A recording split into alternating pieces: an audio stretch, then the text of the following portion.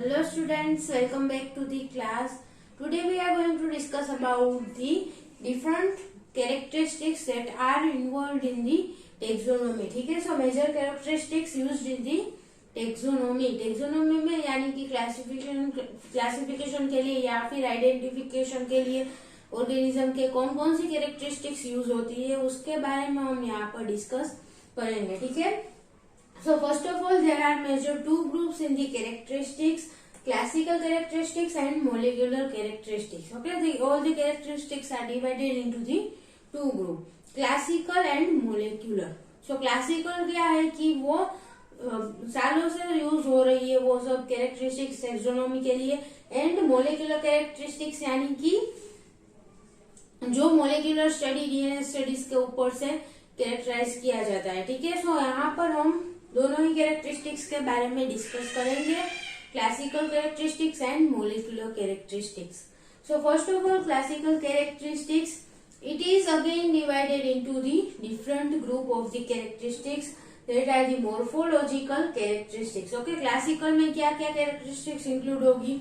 So first morphological characteristics, then physiological characteristics, ecological characteristics and genetic characteristics. Okay, so यहाँ पर ये चार हमने लिखी है, चार के बारे में हम डिस्कस करेंगे. बट ऐसा नहीं है कि सिर्फ ये चार टाइप की कैरेक्टरिस्टिक्स इन्वॉल्व होगी इसमें. ठीक है. और कैरेक्टर्स भी इसमें इन्वॉल्व हो सकते हैं that are not involve in this, like biochemical characteristics, वो भी यहाँ पर इंक्लूड होगी. बट यहाँ पर हम इस चार के बारे में डिस्कस करेंगे. Okay. So these characteristics have been employed in microbial taxonomy for the many years. ये जो टेक्सोनॉमी के अलग अलग लेवल है, अलग अलग जो कैरेक्टरिस्टिक्स है वो सालों से यानी कि मेनी इयर्स से कंसीडर किए जा रहे हैं. ठीक है. For taxonomical classification and identification of bacteria particularly और any organism. So useful in the routine identification. Okay, कोई ऑर्गेनिज्म है उसके आइडेंटिफिकेशन के लिए क्लासिकल कैरेक्टरिस्टिक्स का यूज किया जाता है. Plus many provides the phylogenetic information as well. Okay, कुछ कैरेक्टरिस्टिक्स ऐसी है कि जिसके बेसिस पर हम फाइलोजेनेटिक रिलेशन भी एस्टेब्लिश कर सकते हैं कि कौन सा ऑर्गेनिज्म फाइलोजेनेटिकली किसके साथ रिलेटेड है, ये भी पता चल सकता है on the basis of some characteristics. Okay, so यहाँ पर हम ये सभी के बारे में डिस्कस करेंगे in detail. The morphological, physiological, ecological and genetic characteristics, and this all are included into the classical type of the characteristic. Okay, the first is the morphological characteristics. ठीक है. सो यहाँ पर किसका इंक्लूडेड होगा कि मॉर्फोलॉजिकल फीचर्स. ओके, कोई bacteria का अगर हमें स्टडी करना है तो उसके मॉर्फोलॉजिकल फीचर्स यानी कि उसका स्ट्रक्चर कैसा है. ठीक है. सो स्ट्रक्चर रिलेटेड सारी की सारी स्टडीज है वो इसमें आएगी. ठीक है. कौन कौन सी कैरेक्टरिस्टिक स्ट्रक्चर रिलेटेड है वो सब मॉर्फोलॉजिकल कैरेक्टरिस्टिक्स में आएगा. So morphological features are easy to study. Okay, क्योंकि हमें मॉर्फोलॉजी यानी कि बैक्टीरिया का स्ट्रक्चर कैसा है, उसके सरफेस कैसी है, उस सब के बारे में ही यहाँ पर स्टडी करनी है. सो इजी टू स्टडी है. ठीक है. And analyse. Okay, easy to study easily हम कर सकते हैं, उसको एनालिसिस भी इजीली हो सकता है. And particularly in the eukaryotic microbes and more complex prokaryote. Okay, जो कॉम्प्लेक्स बैक्टीरिया है, कॉम्प्लेक्स माइक्रो ऑर्गेनिज्म है, उसके अंदर स्टडी इजीली हो सकती है क्योंकि उसका स्ट्रक्चर बड़ा होगा और उसमें बहुत सारे ऐसे स्ट्रक्चरल फीचर्स भी प्रेजेंट होंगे. ठीक है. So eukaryotic micro organisms and the complex prokaryotic micro organism जो है उसके अंदर ये जो स्टडी है मॉर्फोलॉजिकल फीचर रिलेटेड, ठीक है, वो इजीली हो सकती है. ठीक है. It is also valuable because the structural features depend on the expression of the many genes. ये मॉर्फोलॉजिकल कैरेक्टरिस्टिक्स यूजफुल किस लिए है क्योंकि वो डायरेक्टली जीन के साथ भी लिंक्ड होता है. ठीक है. जो भी जीन्स अवेलेबल है सेल के अंदर उसके बेसिस पर ही सेल का स्ट्रक्चर पूरा का पूरा डेवलप होगा. ठीक है. सिर्फ बैक्टीरिया में नहीं, ह्यूमन है या फिर कोई हायर ऑर्गेनिज्म है तो उसके अंदर भी उसके जीन के बेसिस पर ही उसका स्ट्रक्चर पूरा का पूरा कैसा डेवलप होगा वो जीन के पर डिपेंड करता है. ठीक है. So morphological features are valuable because structural features depends on the expression of the genes. Okay, क्या क्या जीन्स प्रेजेंट है उसके डीएनए के अंदर और उसके जेनेटिक मटेरियल में उसके बेसिस पर ही ये स्ट्रक्चरल फीचर्स सभी डेवलप होते हैं।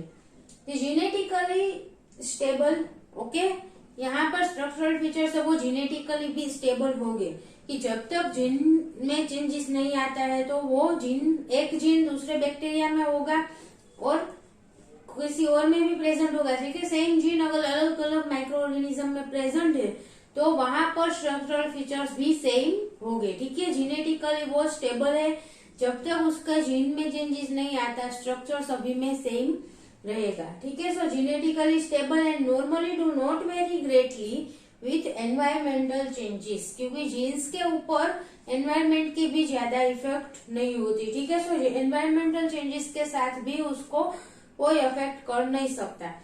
सो दिस स्ट्रक्चरल फीचर्स इसलिए भी इम्पोर्टेंट है क्योंकि वो जेनेटिकली स्टेबल है एंड एनवायरमेंटल चेंजेस आए, कोई हॉट एरिया में कोई माइक्रो ऑर्गेनिज्म है, ठीक है, हायर टेम्परेचर के ऊपर ग्रो हो रहा है और कोई लोअर टेम्परेचर के ऊपर ग्रो हो रहा है, तो दोनों ग्रो हो गए, वहां पर जेनेटिक चेंजेस नहीं आता तब तक उसका स्ट्रक्चर सेम रहेगा, ठीक है। स्ट्रक्चर में जब तक जीन्स में म्यूटेशन आए या फिर उसमें कोई चेंजेस आ जाता है उसके बाद उसके स्ट्रक्चर में चेंजेस आएगा। सो जेनेटिकली स्ट्रक्चरल जो फीचर है वो सेम रहेंगे।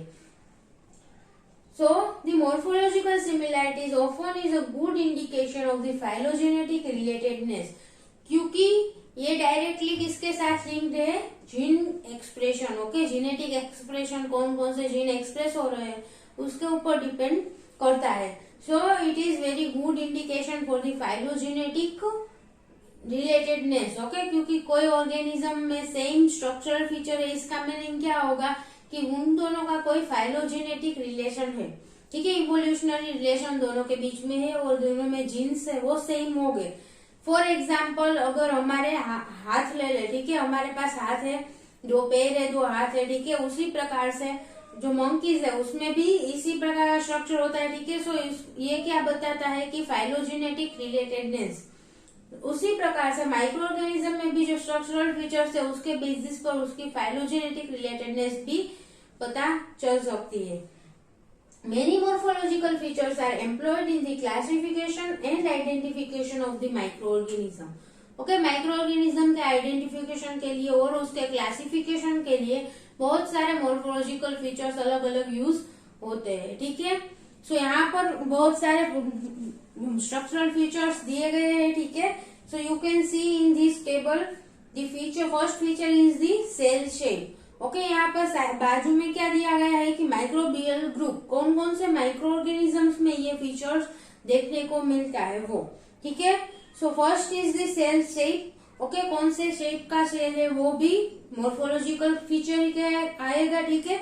सम सेल्स आर कोकाई जो है वो किस शेप का होगा, राउंड शेप का, then some are the rod shape cells, okay. So ये सब भी जो है वो क्लासिफिकेशन के लिए इम्पोर्टेंट है और टेक्सोनॉमी के लिए इम्पोर्टेंट है cell shape. Second is the cell size, okay, कौन से साइज का सेल है, बड़ा है छोटा है वो भी इस पर डिपेंड करेगा, ठीक है। एंड यहाँ पे माइक्रोबियल ग्रुप में तो ऑल मेजर ग्रुप ही लिखा है, ठीक है, सभी ग्रुप में ये फीचर्स देखने को मिलते हैं कि सेल शेप भी सबका होगा, सेल साइज भी, सभी माइक्रो ऑर्गेनिज्म की साइज तो होगी कोई ना कोई। देन कॉलोनी मोर्फोलॉजी, अगर हम उसे अगार मीडिया पर ग्रो कर रहे हैं तो वहां पर कॉलोनी जनरेट होती है, ठीक है। सो कॉलोनी की मोर्फोलॉजी क्या है, किस प्रकार की कॉलोनी ग्रो होती है वो भी यहाँ पर अफेक्ट करेगा, ठीक है। आपने देखी होगी कॉलोनी की कैरेक्टरिस्टिक्स भी हम लिखते हैं कि रफ है, स्मूदी है, गम लाइक कैरेक्टरिस्टिक्स है उसकी, ठीक है, उसका कॉलोनी का भी शेप होता है। सो ये सब जो कॉलोनी कैरेक्टरिस्टिक्स है वो भी मोर्फोलॉजिकल फीचर्स में ही आएगा, ठीक है, और it is included into the morphological characteristics. Next is the ultra structural characteristics, यानी कि उसका अल्ट्रा स्ट्रक्चर कैसा है ये भी यहाँ पर डिपेंड करता है। सो ये सभी कैरेक्टरिस्टिक्स क्या है, ऑल मेजर ऑर्गेनिजम्स में प्रेजेंट होगी। Next is the staining behaviour, staining behaviour यानी कि अगर हम ग्राम स्टेनिंग कर रहे हैं तो ग्राम पॉजिटिव नेगेटिव, ठीक है। सो इस प्रकार से बैक्टीरिया की स्टेनिंग बिहेवियर कैसी है वो यहाँ पर अफेक्ट करेंगे, ठीक है। सो कौन कौन से माइक्रो ऑर्गेनिज्म के ग्रुप में स्टेनिंग बिहेवियर की कैरेक्टरिस्टिक्स हम देख सकते हैं। सो बैक्टीरिया में हम स्टेनिंग करते हैं मेजरली, ठीक है, and some fungi, okay, fungi का भी स्टेनिंग होता है, ठीक है। सो फंजाई एंड बैक्टीरिया में स्टेनिंग बिहेवियर अलग अलग देखने को मिलेगा, उसके बेसिस पर हम उनको क्लासिफाई कर सकते हैं। Next is the cilia and flagella. Okay, there are microorganism which contain the cilia, flagella, इस टाइप का स्ट्रक्चर भी हो सकता है। तो ये भी सारे के सारे ग्रुप्स में देखने को मिलेगा, ठीक है, सारे माइक्रोबियल ग्रुप में देखने को मिलता है cilia and flagella. Next is the mechanism of motility, how that micro organism, अगर कोई मोटाइल है माइक्रो ऑर्गेनिज्म तो वो किस प्रकार से उसका मूवमेंट होता है वो भी इंक्लूडेड होगा, ठीक है यहाँ पर। सो मोटिलिटी में क्या क्या कौन कौन से माइक्रोबियल ग्रुप आएंगे, ग्लाइडिंग बैक्टीरिया एंड स्पाइरोकेट्स, जो भी माइक्रो ऑर्गेनिज्म मूवमेंट कर सकता है, मोटाइल है, वो यहाँ पर आएगा, ठीक है। Next is the endospore shape and location. Endospore अगर जनरेट हो रहा है माइक्रो ऑर्गेनिज्म में तो उसका शेप कैसा है, ठीक है, उसका लोकेशन क्या है, वो भी इंक्लूडेड है। सो द माइक्रोबियल ग्रुप कौन कौन से हो गए, एंडोस्पोर फॉर्मिंग बैक्टीरिया, जो भी बैक्टीरिया के अंदर एंडोस्पोर का फॉर्मेशन हो रहा है वहां पर ही ये कैरेक्टरिस्टिक्स हम लागू कर सकते हैं, क्योंकि अगर एंडोस्पोर फॉर्म हुआ ही नहीं तो उसकी कैरेक्टरिस्टिक्स हम कैसे देखेंगे। एंडोस्पोर का फॉर्मेशन होगा तो वो किस शेप का है, ओके, उसकी साइज क्या है, वो हम, उसका लोकेशन कहाँ पर है वो यहाँ पर हम देख सकते हैं। Next is the spore morphology and location. Okay, अगर स्पोर फॉर्मिंग बैक्टीरिया है तो उसका वहां पर स्पोर कहाँ पर प्रेजेंट है, ठीक है, एंड उसकी लोकेशन क्या है, उसका स्ट्रक्चर कैसा है, वो भी इंक्लूडेड है यहाँ पर है, ठीक है। So which are the microbial group that include this characteristics are the bacteria, algae, fungi, इन सब में स्पोर का फॉर्मेशन देखने को मिलता है। Okay, next is the cellular inclusion. Okay, cellular inclusion कौन कौन से माइक्रोऑर्गेनिज्म में देखने को मिलता है उसकी स्टडीज भी कर सकते हैं। सो ये भी सभी माइक्रोबियल ग्रुप में प्रेजेंट होगा, ठीक है, cellular inclusion. And the colour, microorganism का कलर क्या है उसके बेसिस पर भी हम उसे भी एक कैरेक्टरिस्टिक के रूप में कंसिडर कर सकते हैं। So colour is also the characteristics of all the microorganisms. Okay, so these are the major characteristics that are used in the morphological feature, और morphological features में ये सभी characteristics का समावेश होता है, ठीक है। so the many morphological features are employed in classification and identification of the microorganisms from the thousands of years। Okay, बहुत सालों से ये सब मोर्फोलॉजिकल फीचर्स है उनका माइक्रोबियल क्लासिफिकेशन एंड आइडेंटिफिकेशन में यूज हो रहा है, ठीक है, उनका शेप कैसा है और उसका कलर क्या है, जो भी हमने कैरेक्टरिस्टिक्स सभी देखी उन सबको यूज करके हम माइक्रो ऑर्गेनिज्म को आइडेंटिफाई भी कर सकते हैं और उसका क्लासिफिकेशन भी कर सकते हैं, ठीक है। अगर हमें लैब में कोई बैक्टीरिया को आइडेंटिफाई करना है तो उसके लिए भी हम उसका स्टेनिंग करते हैं, ठीक है, उसके बाद उसका प्लेटिंग करते हैं, प्लेट के ऊपर उसकी क्या क्या कॉलोनी किस प्रकार से डेवलप हुए उसकी कॉलोनी कैरेक्टरिस्टिक्स चेक करेंगे, ठीक है, अलग अलग टेस्ट करते हैं बैक्टीरिया की। सो ये सभी क्या है, सभी कैरेक्टरिस्टिक्स जो हमने यहाँ पर डिस्कस की वो ही आएगी, ठीक है। So this morphological features are useful in the identification of the microorganism, plus classification भी कर सकते हैं उनकी कैरेक्टरिस्टिक्स के बेसिस पर। So light microscope, mainly light microscope का यूज होता है माइक्रो ऑर्गेनिज्म के को देखने के लिए, ठीक है, हम लेबोरेटरी में यूज करते ही है।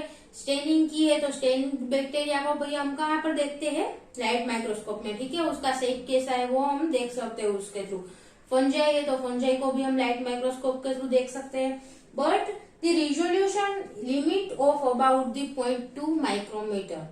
ओके, यहाँ पर जो लाइट माइक्रोस्कोप है उसकी रिजोल्यूशन लिमिट, यानी कि रिजोल्यूशन का मीनिंग क्या है कि कोई दो पॉइंट एक दूसरे के नजीक है, ओके, तो उसको कितना सेपरेट करके ये दिखा सकता है लाइट माइक्रोस्कोप, और 0.2 माइक्रोमीटर उसका रिजोल्यूशन है लिमिट। इसका मीनिंग क्या है कि दो अलग अलग ऑर्गेनिज्म या फिर कोई भी स्ट्रक्चर की जो 0.2 माइक्रोमीटर के डिस्टेंस पर है उसको ही वो अलग कर सकता है, उससे नजीक के डिस्टेंस पर होगा तो वो एक पॉइंट के रूप में ही दिखाएगा, ठीक है। सो 0.2 माइक्रोमीटर जितनी डिस्टेंस पर हो गए तो ही वो दो ऑर्गेनिजम्स या फिर दो बैक्टीरिया वो अलग अलग दिखाए जाएंगे, ठीक है, और लाइट माइक्रोस्कोप उन दोनों को सेपरेट करके दिखा सकता है। So this is the resolution limit for the light microscope, 2.2 micrometer. But they are not useful in viewing the smaller microorganisms and structure. Okay यहाँ पर हम लाइट माइक्रोस्कोप का यूज करके जो आप बैक्टीरिया देख सकते हैं वो आप सबने देखे ही है, ठीक है। कौन सी साइज के दिखाई देख सकते हैं वो भी आप सबने देखा ही है, ठीक है। So they are very small in size in under the light microscope. So इसका जो हमें स्ट्रक्चर देखना है उसके अंदर स्मॉलर क्या किस प्रकार के स्ट्रक्चर है वो अगर हमें स्टडी करना है तो वो हम लाइट माइक्रोस्कोप के थ्रू नहीं कर सकते, ठीक है। So they are not useful in viewing the smaller micro organism. और 0.2 माइक्रोमीटर से स्मॉलर साइज के माइक्रो ऑर्गेनिज्म है तो उसको हम लाइट माइक्रोस्कोप के थ्रू नहीं देख सकते, ठीक है। तो स्मॉलर माइक्रो ऑर्गेनिज्म के लिए यूजफुल नहीं है। And for the structure, okay, अगर उसके अंदर कोई माइक्रो ऑर्गेनिज्म की सरफेस पर कोई स्ट्रक्चर है और सीलिया प्रेजेंट है, ठीक है। तो इस प्रकार का वो स्ट्रक्चर है उसको स्टडी करना है तो उसके लिए भी हम लाइट माइक्रोस्कोप यूज नहीं कर सकते, ठीक है। So for that the transmission and scanning electron microscopes are used. These are having the greater resolution than the light microscope, okay. Electron microscope के ये दोनों टाइप है, scanning electron microscope and transmission electron microscope, okay. So इन microscope की मदद से हम जो ये लाइट माइक्रोस्कोप के थ्रू जो स्ट्रक्चर स्टडी नहीं कर सकते उनको स्टडी करने के लिए इलेक्ट्रॉन माइक्रोस्कोप का यूज होता है कि हमें मोर्फोलॉजिकल स्टडी करनी है तो बैक्टीरिया को बड़ा करके देखना पड़ेगा, ठीक है। सो लाइट माइक्रोस्कोप में उसकी साइज है वो बहुत कम बड़ी होती है, ठीक है, जिसको हम इजीली स्टडी नहीं कर सकते। सो इजीली इसका स्ट्रक्चर और ज्यादा एनलार्ज करने के लिए इलेक्ट्रॉन माइक्रोस्कोप का यूज होता है, okay. So this is all about the morphological characteristics, okay. It is one type of the classical characteristics used in the taxonomy. So in our next lecture we will discuss about the next 3 characteristics, okay. बाकी की जो 3 characteristics है उसके बारे में हम पहले discuss करेंगे और उसके बाद हम जो मोलिकुलर characteristics है उसके बारे में डिस्कस करेंगे, ठीक है। So thank you so much students for watching this video, and if you have any doubt then please ask in the comment box. Thank you.